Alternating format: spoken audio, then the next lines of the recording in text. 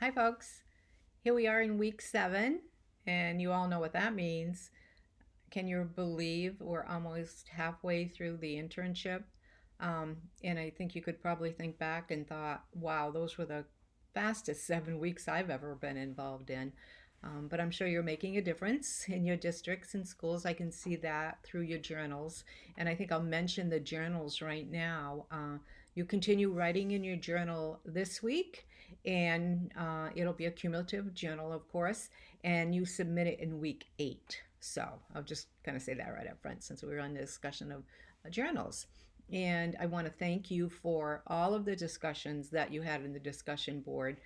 Initial discussions were amazing. They were so thoughtful. The quotes that you had in there, the way you referenced the readings, and the personal experience that you shared, I think gave us all, including myself, a multitude of information just to process and think about and use in our repertoire of what we need to do in the future or can do in the future too. A little bit of reflection there. So that's good. So thank you for that. I'm going to move on to week 7, of course. We're going into another PECL standard, and one of our readings, part of our reading, I should say, is Danielson. So some of you might use Danielson out there as a supervision and evaluation model. And just to put aside, some of you I know are using Marshall, and of course some are using Marzano, and then others could be using a whole different type of evaluation, supervision evaluation model as well. And when I think of Danielson, she's been in education and talking about supervision and teaching for quite a while. So I know you must all, aside from having reading here, you all know about her, of course.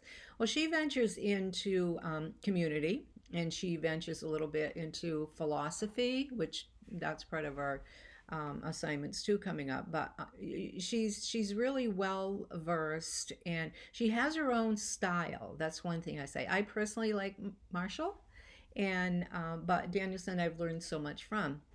So she talks about the 3 C's. And one of the things that comes to mind, I agree with her 3 C's personally, but one of the things that comes to mind is another C, and that's caring.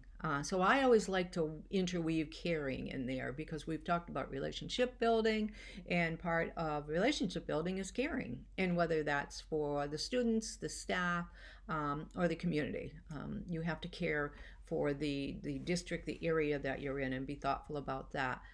She also talks a lot about administration. And one of the quotes, and I think I might have it up here, it's not a quote so much, it's just a couple words. It's professional restlessness.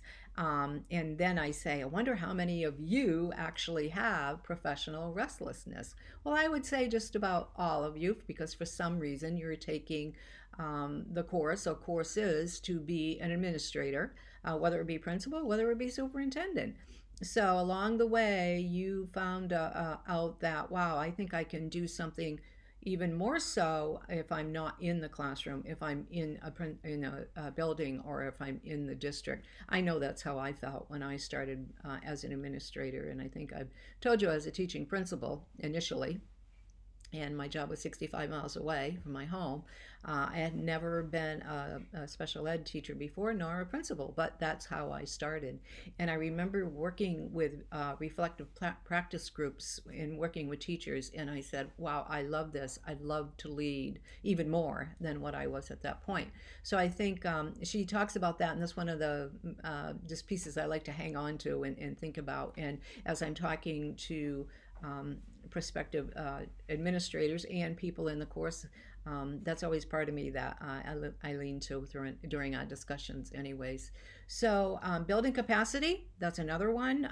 We all know that's part of our language. We need to build capacity. We build capacity with our teachers to be leaders, or just to lead in any particular way to support each other. The same with our children and our students in our classroom. We build capacity for them to lead so they can be problem solvers and decision makers and everything else. Well, I'm going to close a little bit. I always like to sprinkle a little bit about myself in there too.